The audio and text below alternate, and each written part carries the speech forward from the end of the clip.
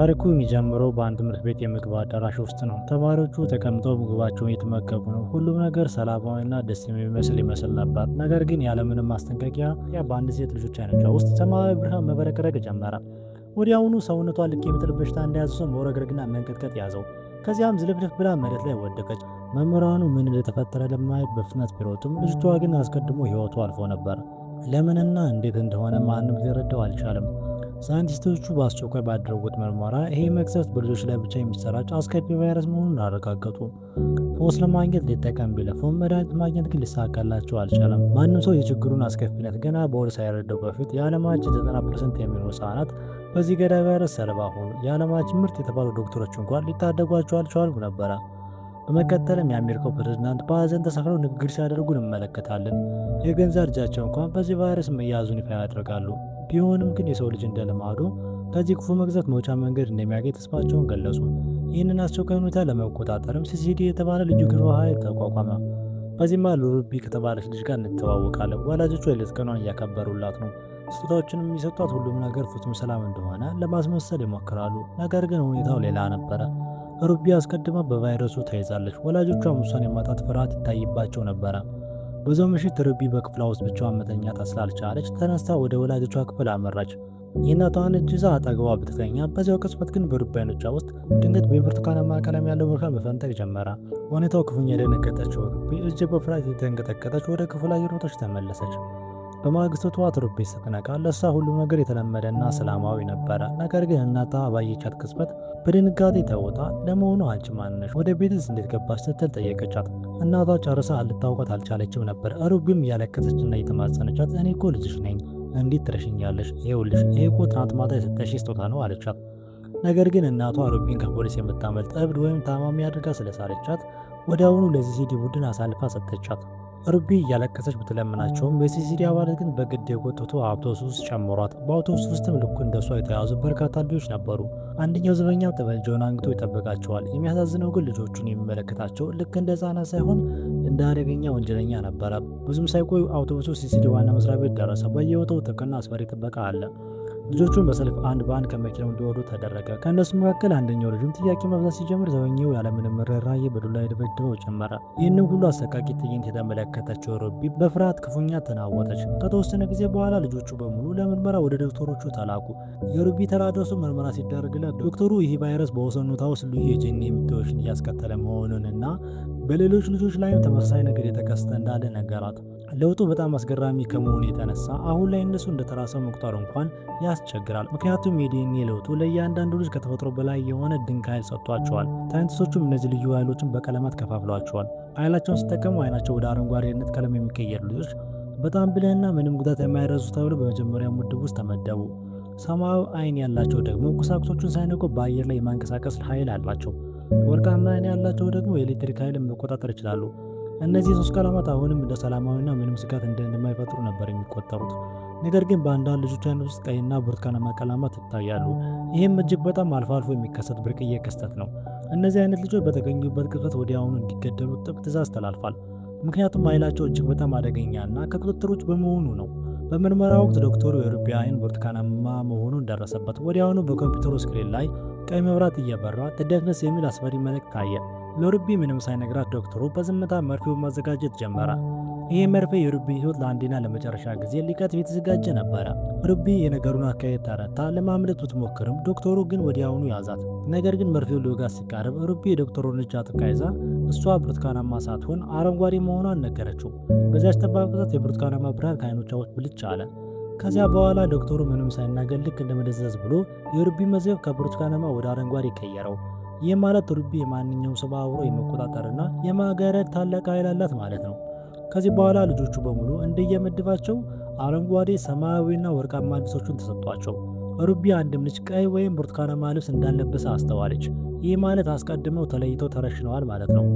እና በዚህ ሁኔታ ወደ 6 ዓመታት አለፉ። እነዚህ ንቁ አእምሮ ያላቸው አረንጓዴ ልጆች በቀላሉ የሚያከናውኗቸው ነገሮች ለሩቢ ጨርሶ የማይታሰቡና ከአቅም በላይ ነበሩ። አንድ ቀን ካፒቴን ማክሲመስ የተባለ መኮንን ሁኔታውን አስተውሎ አንቺን የመሰለ የአእምሮ ብቃት ያላት ልጅ አረንጓዴ ልትሆኚ አትችይም እያለ ይጠይቃት ጀመረ። ይህንን ስትሰማ ሩቢ ክፉኛ ደነገጠች። ከዚያም ከቡድኑ ጋር ወደ ክፍሏ እየተመለሰች ሳለ ድንገት ከበስተጀርባ እጅግ ከፍተኛ ድምፅ ተለቀቀ።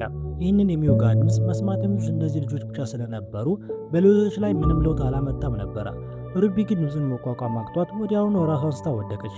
ወደ አይነ ህሊናዋ ስትመለስ በህክምና ክፍል ውስጥ ነበረች። አንድ ሴት ዶክተር ከፊቷ ተቀምጣለች። ብዙም ሳይቆይ ግን አንድ ዘበኛ ገብቶ ዶክተሯ የምትወጣበት ሰዓት መድረሱን ነገራት። ዶክተሯ በፍጥነት በአንድ ወረቀት ላይ አንድ ነገር ጽፋላት ወጣች። ማስታወሻው እንዲህ ይላል: እውነቱን ደርሰውበታል። በህይወት መኖር ከፈለሽ በድብቅ የቦሌ ክፍል ውስጥ እንገናኝ።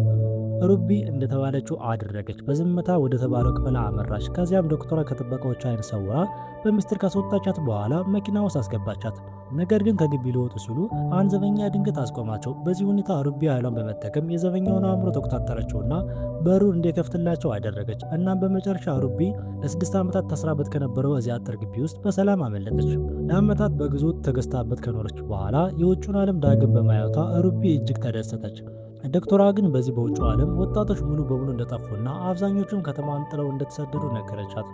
በዚህ መሃል ሩቢ ወላጆቿን መጎብኘት እንደምትፈልግ ብትገልጽም ዶክተሯ ግን ይህ እጅግ አደገኛ እርምጃ እንደሆነ አጥብቃ አስጠነቀቀቻት። በተጨማሪም ድንገት አስቸኳይ ሁኔታ ሲፈጠር እንድትጠቀምበት የጂፒኤስ አንገት ሐብል ሰጠቻት። በዚህ ሐብል አማካኝነት ዶክተሯና አጋሮቿ ሩቢ ያለችበትን ቦታ መከታተል ይችላሉ። ዶክተሯ አክላም አሁን ሩቢን ይዛት እየሄደችው ያለችው ልክ እንደሷ የተረፉ ብዙ ልጆች በሰላም ወደሚኖሩበት አንድ አስተማማኝ መጠለያ ካምፕ እንደሆነ ነገረቻት። ከጥቂት ጊዜ በኋላ ዶክተሯ ከአንድ የስራ ባልደረባዋ ጋር ተገናኘች። ነገር ግን ሩቢ የሰውየውን እጅ በጨበጠችበት ቅጽበት መላ ሰውነቷ በከፍተኛ ፍርሃት ተወረረ። ምክንያቱም እጁ በነካችው በዚያው ቅጽበት በርካታ ልጆች በፍርሃትና በልቂት ሲሮጡ የሚያሳይ አንድ አደገኛና እንግዳ ራዕይ በዓይነ ህሊናዋ ታያት። ሩቢ ልብሷን ለመቀየር ወደ ውስጥ ስትገባ ሌላ ወርቃማ ዓይን ያላት ልጅ ተመለከተች። ልጅቷ ግን ሩቢን ስታያት በድንጋጤ ክፉኛ ተውጣ ድንገት የኤሌክትሪክ ጥቃት ሰነዘረችባትና እየሮጠች ሄዳ በአንድ መኪና ውስጥ ተደበቀች። ይሁን እንጂ ሩቢ ተስፋ ሳትቆርጥ የተከተለቻት የእርዳታ እጇን እንድትዘረጋላት ተማጸነቻት። ወርቃማዋ ልጅም በሩቢ ቃላት ልቧ ተነክቶ የመኪናውን በር ከፈተችላትና ሩቢን አብራ ደበቀቻት። በዚያን ጊዜ በመኪናው ውስጥ ሌሎች 2 ወጣቶች ነበሩ፣ ሊያምና ጓደኛው። ሩቢም እውነተኛ ማንነቷን በመደበቅ አረንጓዴ እንደሆነችና ምንም ጥፋት ሳይኖርባት ሰዎች እያደኗት እንደሆነ ዋሸቻቸው። ታሪኳን ከሰሙ በኋላ ሊያምና ጓደኞቹ ሊረዷት ተስማሙ። ነገር ግን በዚህ ሁሉ መሃል ሌላ አንድ አሳራጅ ቡድን ያለማቋረጥ ይከታተላቸው ነበረ። በሌላ በኩል ደግሞ ዶክተሯን በጂፒኤስ አማካኝነት የት እንዳሉ የተከታተለቻቸው ነበረ። ሁኔታው ያሳሰበው ሊያን በሰማያዊ ኃይሉ የሁለቱንም አሳራጅ መኪኖች በአየር ላይ በመበታተን ሁሉም በሰላም እንዲያመልጡ አደረገ። ከተወሰነ ጊዜ በኋላ ሰው በሌለበት አንድ ገለልተኛ ቦታ ላይ መኪናቸውን አቆሙ። የሊያም ጓደኛ ሩቢን በትኩረት እያያት እሷ አረንጓዴ ሆና ሳለ ለምን በዚህ መልኩ እንደምትሸሽና እንደምትደበቅ ሊገባው እንዳልቻለ ጠየቃል። ነገር ግን እውነተኛ ማንነቷን የምታውቀው ሩቢ የምትሰጠው መልስ አልነበራትም። በመሆኑ በጭንቀትና በንዴት ድምጿን ከፍ አድርጋ ልትረዱኝ ካልፈለጋችሁ ንገሩ፣ እኔ ብቻዬን ሄዳለሁ አለች። ሊያም ወዲያውኑ ያረጋጋትና ሁላቸውም ወደ አንድ የተወሰነ ሚስጥራዊ ቦታ እየተጓዙ እንደሆነ ነገራት። በዚያ ቦታ አንድ ብርቱካናማ ዓይን ያለው ልጅ አለ። እሱ ሁላቸውንም በሰላም ሊጠብቃቸው የሚችል ታላቅ ኃይል አለው አላት። እናም ሩቢ ከፈለገች አብራቸው መሄድ እንደምትችል አክሎ ነገራት። ሩቢም ያለምንም ማቅማማት በደስታ ተስማማች። በዚያው ምሽት ሩቢ ሊያምን ከማዕከሉ ለምን እንደተሰደዱ ጠየቀችው። ሊያምም እውነታውን ነገራት። እዚያ ግቢ ውስጥ በልጆች ላይ እጅግ አሰቃቂና እንግዳ የሆኑ ሳይንሳዊ ሙከራዎች ይደረጉ ነበር። ምክንያቱም መንግስት እነዚህ ልዩ ኃይል ያላቸው ልጆች እንደ ጦር መሳሪያ በመጠቀም በጠላቶች ላይ የሚያዘምተው ወታደራዊ ሰራዊት ሊያደርጋቸው ይፈልጋል። ለዚህ ነው ሁላቸውም ተባብረው ለማምለጥ ያቀዱት። በዛው ምሽት ሩቢ ተኝታ ሳለ እጇ ድንገት ከሊያም እጅ ጋር ተነካካ። በዚያው ቅጽበት የሊያም ትውስታዎች በሙሉ ልክ እንደ ጎርፍ ወደ አእምሮ አፈሰሱ። ሊያም ከካምፑ በሚያመልጥበት ወቅት በርካታ ልጆችን ለማዳን እንዴት በጭንቀት ይታገል እንደነበረ፣ ነገር ግን ሳይሳካላት ቀርቶ ምን ያህል ልቡ እንደተሰበረ በራእይ ተመለከተች። በማግስቱ ጠዋት ያቸው ወርቃማ ዓይን ያላት ልጅ ለሩቢ አንድ የሚያምር ቀይ ቀሚስ ሰጠቻት። ልብሱን በጣም አምሮባት ነበረ። ከዚያም ሁሉ ወደ ቫን መኪናው ተመልሰው ጉዟቸውን በድጋሚ ቀጠሉ። በመንገድ ላይ ሳሉ ድንገት የአሜሪካው ፕሬዝዳንት ልጅ የሚያስተላልፈውን አንድ የሬዲዮ መልእክት ይሰማሉ። እሱም እኔ ከቫይረሱ መዳን ከቻልሁኝ እናንተ ስለምን አትችሉም እያለ የሐሰት ተስፋ ሲሰጥ ይሰማል። ከጥቂት ጊዜ በኋላ ቡድኑ አንዳንድ ቁሶችን ለመግዛት ጀርባ ላይ አንድ ገበያ ማዕከል አጠገብ ቆመ። ነገር ግን ሳይገምቱት ድንገት ሌላ የልጆች ቡድን አድፍቶ ጥቃት ሰነዘረባቸው። በዚህ አስፈሪ ቅጽበት ግን ያቸው ወርቃማዋ ልጅ የኤሌክትሪክ ኃይሏን በመጠቀም ሁላቸውንም በየቦታቸው አስቆመቻቸው። በኋላ ላይ እንደተረዱት ግን እነዚህ ያጠቋቸው ልጆች ጠላት አልነበሩም። ልክ እንደነሱ ከተፈጥሮ በላይ የሆነ ልዩ ኃይል ያላቸው ስደተኞች ነበሩ። በመሆኑም ልጆቹ በሙሉ ያንን ምሽት በአንድነት ተቀምጠው ስለሚቀጥለው ዕጣ ፈንታቸው ለረጅም ጊዜ ተወያዩ። በዚህ መሃል ሊያም ሁላቸውም በፍጥነት ወደ አስተማማኝ መጠለያ እንዲደርሱ የዚያን የብርቱካናማ ዓይን ባለቤት የሆነውን ልጅ መገኛ ለማወቅ ሞከረ። ነገር ግን ልጆቹ ማንኛውም ተራ ሰው ያንን ቦታ በቀላሉ ሊያገኘው እንደማይችልና ቦታው እጅግ ምስጢራዊ መሆኑን ነገሩት። ይሁን እንጂ ሩቢ ልዩ ኃይሏን በመጠቀም ከአንደኛው ልጅ አእምሮ ውስጥ አድራሻውን በሚስጥር መንትፋ አወጣችው። አድራሻው ልዩ የሚስጥር ኮድ ነበረ። የሊያም ጓደኛ እና ሩቢም ኮዱን ለመፍታት እጅ ለእጅ ተያይዘው ሰሩ። ከጥቂት ጥረት በኋላ በመጨረሻ ኮዱን መፍታት ቻሉ። በዚያን ጊዜ ሁሉም በደስታ ፈነጠቁ። ነገር ግን በዚህ ሂደት ውስጥ ጓደኞቿ አንድ እውነታን ይረዳሉ። ሩቢ አረንጓዴ ሳትሆን እጅግ አደገኛዋ ብርቱካናማ መሆኑን አወቁ። ሩቢ ጓደኞቿ አሁን ይፈሩኛል ብላ በከፍተኛ ሁኔታ ሰጋች። ነገር ግን ሊያም ከጎኗ በመሆን የሚፈራ ምንም ነገር እንደሌለ ነገራት። ሩቢ ግን አሁንም ኃይሏን ሙሉ በሙሉ መቆጣጠር እንደማትችልና ድንገት በአንድ ሰው ላይ በስህተት ብትጠቀመው ያንን ሰው ለአደጋ ሊያጋልጠው እንደሚችል በጭንቀት ነገረችው። ከዚህ በኋላ ቡድኑ ወደ ቤት መጓዙን ቀጠለ። ነገር ግን ብዙም ሳይጓዙ ልክ እንደ ወታደር የታጠቁ ልጆች ድንገት ከየአቅጣጫው ጥቃት ሰነዘሩባቸው። ይሁን እንጂ ከጥቃቱ መሃል አንደኛው ልጅ ሊያምን ወዲያውኑ አወቀው። ሊያምም የሚፈልጉት በሰላም የሚኖሩበት መጠለያ ብቻ እንደሆነ በግልጽ አስረዳቸው። ይህንን የሰሙት የታጠቁ ልጆችም ወደሚፈልጉት ወደዚያ ብርቱካናማ መሪ ልጅ ወሰዷቸው። የሚያስገርመው ያ ብርቱካናማ ልጅ ሌላ ማንም ሳይሆን የራሱ የፕሬዝዳንቱ ልጅ ነበረ። እሱም ሩቢንና ጓደኞቿን በማየቱ እጅግ ተደሰተ። በመቀጠልም አባቱ ለዓለም ሕዝብ ሁሉ ትልቅ ውሸት እየዋሸ እንደሆነ ይፋ ያደርጋል። እሱ ጨርሶ ከቫይረሱ እንዳልዳነና ይልቁንም በአካሉ ላይ እጅግ አሰቃቂና የጭካኔ ሙከራዎች ይደረጉበት እንደነበረ ይገልጻል። ከእነዚህ ሙከራዎች ውስጥም አንዳቸውም ሳይሳኩ ሲቀሩ መንግስት ልጆችን በግዞት የሚያስቀምጥባቸውን እነዚህ አስፈሪ ካምፖችን መገንባት ጀመረ። የፕሬዝዳንቱ ልጅ ለሩቢ ልዩ ኃይሏን እንዴት ማዘዝና መቆጣጠር እንደምትችል እንደሚያስተምራት ቃል ገባላት። ቀስ በቀስም ሩቢ ችሎታዋን በውል መረዳትና መቆጣጠር ጀመረች። ከዕለታት አንድ ቀን ሩቢ በጣም ስሜቷ ተጎድቶና ተከፍታ ብቻዋን ተቀምጣ ሳለ ያ ብርቱካናማ መሪ ሊያጽናናት መጣ። እሱም በትኩረት እያያት የአንድን ብርቱካናማ የውስጥ ስቃይና ስሜት ሊረዳ የሚችለው ሌላኛው ብርቱካናማ ብቻ ነው አላት። ይህንንም ብሎ እጇን ጨበጣት። ነገር ግን ልክ በዚያው ቅጽበት ሊያም ሁለቱን እጅ ለእጅ ተያይዘው ተመለከታቸው። ይህ ሁኔታ ግን ጨርሶ አልተመቸውም ነበረ። ይህ በእንዲህ እንዳለ የሩቢን እጅ በመያዝ ያ ብርቱካናማ ልጅ ወደ ትውስታዎቿ ውስጥ ሰርጎ መግባት ቻለ። በዚህም አማካኝነት በዚያች አስፈሪ ምሽት በሩቢ ላይ ምን እንደተከሰተ እውነቱን ደረሰበት። እውነታው ሩቢ በዛች ምሽት ወላጆቿ ክፍል ሄዳ በስተት እጃቸውን በያዘችበት ቅጽበት ስለሷ ያላቸውን ሰዎች በሙሉ ከአእምሯቸው ላይ ጨርሳ አጥፍተው ነበር። ለዚህ ነው ወላጅ እናቷ በማግስቱ ጨርሳ ልታውቋት ያልቻለችው። ይህንን ድንቅና አስፈሪ ኃይል የተመለከተው ብርቱካናማው ልጅን በከፍተኛ ሁኔታ ደነገጠ። ምክንያቱም እሱ ራሱ ትውስታ እንዲማጥፋት እንዳለበት እንኳን አያውቅም ነበር። በመሆኑም ይህንን ጥበብ እንድታስተምረው ሩቢን በጥብቅ ጠይቃት ጀመር። ሩቢ ግን እሷ ራሷ እንዴት ልታደርገው እንደቻለች ምንም የምታውቀው ነገር እንደሌለ ነገረችው። ከጥቂት ጊዜ በኋላ ሩቢ ከክፍል ውስጥ ትወጣ ሊያምን መንገድ ላይ ያገኘችው።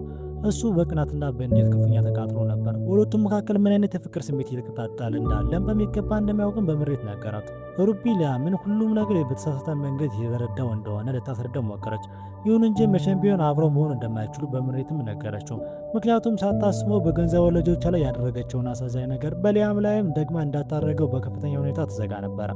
ይህ በእንዲህ እንዳለ ያ የፕሬዝዳንቱ ልጅ በላፕቶፕ አማካኝነት ለአንድ ድብቅ አካል ምስጢራዊ ሪፖርትን እያስተላለፈ ነበር። ከሱ ጋር በአጠቃላይ ስንት አረንጓዴ፣ ሰማያዊና ብርቱካናማ ልጆች እንዳሉ ይዘረዝርላቸዋል። ነገር ግን በዛች ቅጽበት ሩቢ በድንገት ወደ ክፍሉ ገባች። እሱም ደንግጦ ወዲያውኑ ላፕቶፑን ዘጋው። ሩቢ የመጣችው የሊያም ጓደኛ ከቤተሰቦች ጋር እንዲገናኝ ላፕቶፑ ለጥቂት ጊዜ ለመዋስ ብቻ እንደሆነ ነገረችው። የፕሬዝዳንቱ ልጅ ግን ይህንን አጋጣሚ እንደ መልካም እድል በመጠቀም አንድ ስምምነትን አቀረበላት። ሩቢ ያንን ትውስታ የማጥፋት ልዩያን እንድታስተምረው፣ እሱ ደግሞ በምላሹ ላፕቶፑን እንደሚሰጣት ነገራት። ሩቢ ለልጁ ስትል ያለምንም ማንገራገር ወዲያውኑ ተስማማች። ነገር ግን አይኖቿን ጨፍና ኃይሉን እያሰማራቸው ሳለ ሩቢ ድንገት አይኖቿን ስትገጥ ልጁ አላስፈላጊ ጥቃትን ሲሰነዝርባት ሊሞክር አገኘችው። ሩቢ ከእጁ ለማምለጥ በከፍተኛ ቁጣ ፊቱን በኃይለኛ ቦክስ መታችው። ሩቢ ከክፍሉ ሲወጣ ሊያምን መንገድ ላይ ያገኛችው። ሊያም የተፈጸመውን ነገር ከሰማ በኋላ በከፍተኛ ቁጣ ተቃጠለ። ወዲያውኑም ሂዶ ልጁን ሊበቀለው ፈለገ።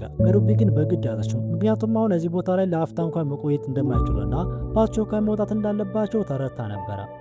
በዚያው ምሽት እነሱ በሚስጥር እያመለጡ ሳለ የካምፑ ጄኔራል ከታጠቁ ሰራዊት ጋርና ከብርቱካናማ የፕሬዝዳንቱ ልጅ ጋር ቆሞ ነበረ።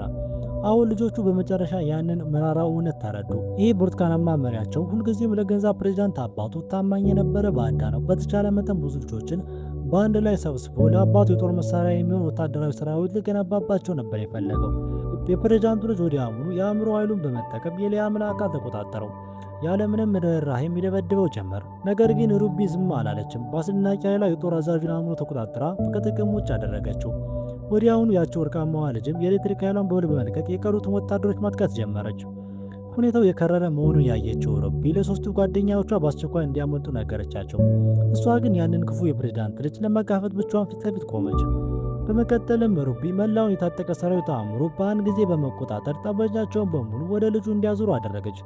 ነገር ግን ልጁ ቀላል አልነበረም። የኃይል ሚዛኑን መልሶ በመቀማት ወታደሮቹን መልሶ ተቆጣጠራቸውና እርስ በርሳቸው እንዲጨራረሱ አደረጋቸው። ምንም እንኳ ሩቢ የህይወትና የሞት ትግል ብታደርግም ልጁ በኃይል በለጣትና በመጨረሻ መሬት ላይ አንበረከካት። ከዚያም ወደ እሳት ተተክቶ በሩቢ አእምሮ ውስጥ ያሉትን የህመምና የሀዘን ትውስቶች በሙሉ ጠራርጎ እንደሚያጠፋቸውና በመቀጠልም ሁለቱ በአንድነት መላውን ዓለም እንደሚገዙ በኩራት ነገራት። ነገር ግን በዛች የመጨረሻ የጭንቀት ቅጽበት ሩቢ በድንገት ወደ አይነ ህሊናዋ ተመለሰች። ወዲያውኑም ከበላያቸው በረራ ላይ የነበረው ወታደራዊ ሄሊኮፕተር በአእምሮዋ ኃይሏ በሙሉ በመቆጣጠር በዚያ ክፍሉ ላይ እንዲከሰከስና እንዲጋጭ አደረገችው። ሌላኛው ሄሊኮፕተር ደግሞ ሩቢን ለማጥቃት ሲሞክር የሊያም ጓደኛ በቆራጥነት ዘለው በመሃል በመግባት ህይወቷን ሊታደገው ቻለ። ነገር ግን ይህንን የጀግንነት እርምጃ ሲወስድ እሱ ራሱ ለከባድ አደጋ ተጋለጠ። ሩቢ በሁኔታው ደንግጣ እንዴት ልትረዳው እንደምትችል ግራ ገባት። በዚህ መሃል ያችው ዶክተር አስቸኳይ ሁኔታ ሲፈጠር እንድትጠቀምበት የሰጠቻትን የጂፒኤስ አንገት ሐብል አስታወሰች። ዶክተሯ ከማዕከሉ እንድታመጥ ያረዳቻት በመሆኑ ቢያንስ በትንሹ ልታምናት እንደምትችል አሰበች። ሩቢ ጂፒኤስን በተጫነችበት በዚያው ቅጽበት ዶክተሯ ከአንድ ታማኝ አጋሯ ጋር በፍጥነት ደርሳ ከሞት አፋፍ አተረፈቻቸው። ሩቢ ከጥቂት ጊዜ በኋላ በአንድ አልጋ ላይ አይኖቿን ገለጠች። ያችው ዶክተር ከፊት ወንበር ላይ ተቀምጣለች። ዶክተሯ የቆሰሉ ጓደኛዋ በሆስፒታል እንደገባና በጥሩ ጤንነት ላይ እንደሚገኝ ነገረቻት። ሊያም ግን ካፑን ጥሎ በአስቸኳይ ለማውጣት እያወቀ መሆኑን አክላ ገለጸችላት። ብዙ በሚያክሩትና ቢያስረዱትን ለመቆየት ፈቃደኛ አልሆነም። ያለ ሩቢም አንድ እርምጃ እንደማይራመድ ይናገራል። በመቀጠልም ዶክተሯ ዋና ዓላማቸው የፕሬዝዳንቱን እኩይ ሥራ ማጋለጥ እንደሆነ አጫወተቻት። ያደረገውን ዘግናኝ ወንጀል በሙሉ ለዓለም ይፋ ማድረግ ይፈልጋሉ። ነገር ግን ይህንን ታላቅ ዓላማ ያለ ሩቢ እርዳታ ማሳካት ጨርሶ የማይታሰብ ነበር። ሩቢ ግን ሊያም ከዚህ በላይ በእሷ ምክንያት እንዲሰቃይና አደጋ ውስጥ እንዲገባ አልፈለገችም። በመሆኑ በከባድ ሐዘን ወደ ሊያም ተጠጋችና ኃይሏን በመጠቀም ስለሷ ያለውን ትውስታ በሙሉ ከአእምሮ ላይ ጨርሳ አጠፋችው። ከዚያም የጉዞ ቦርሳውን አቀበለችውና ወደ ቤቱ እንዴት ነገረችው። ሊያምም ስለሷ ምንም አይነት ትውስታ ስለሌለው ያለ ምንም ማቅማት ወዲያውኑ ተስማማ። ሩቢ የምትወደው ሰው ስለሷ ፍጹም ባዶ ሆኖ ጥሏት ሲል እያየች አይኖቿን በእንባ ተሞሉ። ይሁን እንጂ እሱን ከአደጋ ለመጠበቅ ሲባል መደረግ የነበረበት ብቸኛውና ትክክለኛው ውሳኔ ይሄ መሆኑን በውስጧ ታውቅ ነበር። በሌላ በኩል የፕሬዝዳንቱ ልጅ ከአደጋው ተርፎ አሁንም በህይወት እንዳለ እንመለከታለን። አሁን ሙሉ በሙሉ በቁጥጥር ስር ባደረጋቸውና ትዕዛዙን በሚጠባበቁ ግዙፍ ወታደራዊ ሰራዊት ፊት ለፊት በኩራት ቆሟል። ሩቢም ብትሆን የጀመረችውን ትግል ለመጨረስና እሱን ፊት ለፊት ለመጋፈጥ አሁንም ሙሉ በሙሉ ተዘጋጅታለች። የዚህ አስደናቂ ፊልም የመጀመሪያ ክፍል እዚህ ላይ ፍጻሜውን ያገኛል። የፊልሙ ሁለተኛ ክፍል እስካሁን በይፋ ያልወጣ ሲሆን በሚለቀቅበት ጊዜ ፈጣን ማብራሪያ ዘንላችሁ እንቀርባለን። ቪዲዮውን ከወደዳችሁት ላይክ እና ሳብስክራይብ ማድረጋችሁን እንዳትረሱ። በሚቀጥለው ቪዲዮ እስከምንገናኝ ድረስ ቻው።